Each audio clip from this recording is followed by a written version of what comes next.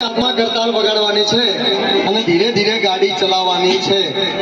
શરૂ કરીએ તો આપણું ભજન બધા બે હાથ ઊંચા કરશે.